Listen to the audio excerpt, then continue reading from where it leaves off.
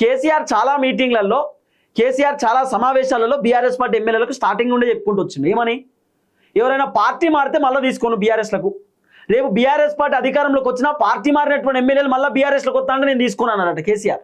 ఇప్పుడు అదే మాట మీద కేసీఆర్ కట్టుబడి ఉన్నాడు. ఇప్పుడు పార్టీ మారినటువంటి ఎమ్మెల్యేలు ఏమో మళ్ళీ మేము బీఆర్ఎస్లోకి వచ్చేద్దాం, ప్లీజ్ దండం పెడతాం సార్, మాకు వేరే ఆప్షన్ లేదు, వస్తామని చెప్పి ఎమ్మెల్యేలు కేసీఆర్ రానిత్తలేడు. కేటీఆర్ ఏమో తీసుకోనికి రెడీగా ఉన్నాడు. మళ్ళీ మంచి వచ్చాడో మనోళ్ళే కదా, పోయినోళ్ళు పోయిర్రు, మళ్ళీ వాళ్ళకి బుద్ధి వచ్చింది, మళ్ళీ వస్తున్నారు రిటర్న్ అని చెప్పి కేటీఆర్ అనుకుంటాడు. కేసీఆర్ రానిత్తలేడు.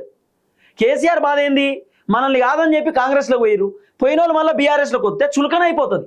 మళ్ళీ బీఆర్ఎస్లోకి వెళ్ళి ఇంకో 10 మంది పోతారు, మళ్ళీ వచ్చేస్తారు. పోయినోళ్ళను వచ్చిన వాళ్ళని పోయిన అందరిని తీసుకుంటే ఎట్లా, పార్టీకి డ్యామేజ్ అవుతుంది కదా.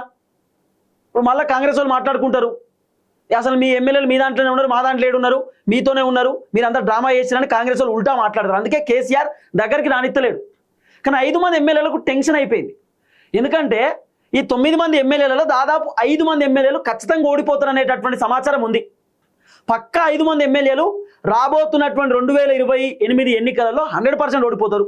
ఇంకా కాంగ్రెస్ పార్టీలో కంటిన్యూ అయితే ఎమ్మెల్యేలు ఓటమి తప్పదు. ఈ ఎమ్మెల్యేలకు మొత్తం సీన్ అర్థమైపోయింది. అందుకే ఎమ్మెల్యేలు ఆగమాగం ఉన్నారు, టెన్షన్ పర్షాన్ అవుతున్నారు. సర్వే రిపోర్ట్లు 1-2 కాదు, 5-6 సర్వే రిపోర్ట్లు వచ్చినాయి. తెలంగాణలో కాంగ్రెస్ అధికారంలోకి వచ్చిన దగ్గర నుండి ఇప్పటిదాకా 5-6 సర్వే రిపోర్ట్లు.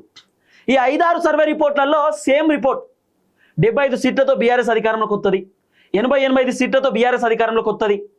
కానీ ఎమ్మెల్యేలు ఎవరు గెలుతారు, ఎవరు ఓడిపోతారు అనేటటువంటి రిపోర్ట్ కూడా మొన్న 3 ఆఫ్ తెలంగాణ వాళ్ళు ఇచ్చారు. నేను చదివిన మొత్తం రిపోర్ట్. దాదాపు 84 మంది కదా, 84 మంది ఎమ్మెల్యేలతోటి బీఆర్ఎస్ అధికారంలోకి వస్తుందట. 22 ఎమ్మెల్యేలు మాత్రమే కాంగ్రెస్లోకి వెళ్తారట.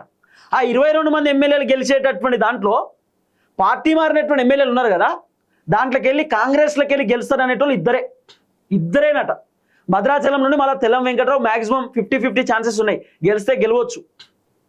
కానీ పార్టీ మారినటువంటి ఎమ్మెల్యేలో 5-6 మంది ఈజీ ఓడిపోతారు, ఈజీ వేరే ఆప్షన్ లేదు. మరి వాళ్ళు మళ్ళీ బీఆర్ఎస్కి వెళ్ళి పోటీ అయితే గెలుతారంటే బీఆర్ఎస్కి వెళ్ళి పోటీ అయితే గెలుతారు. అక్కడ బీఆర్ఎస్కి మంచిగా ఉంది గ్రౌండ్.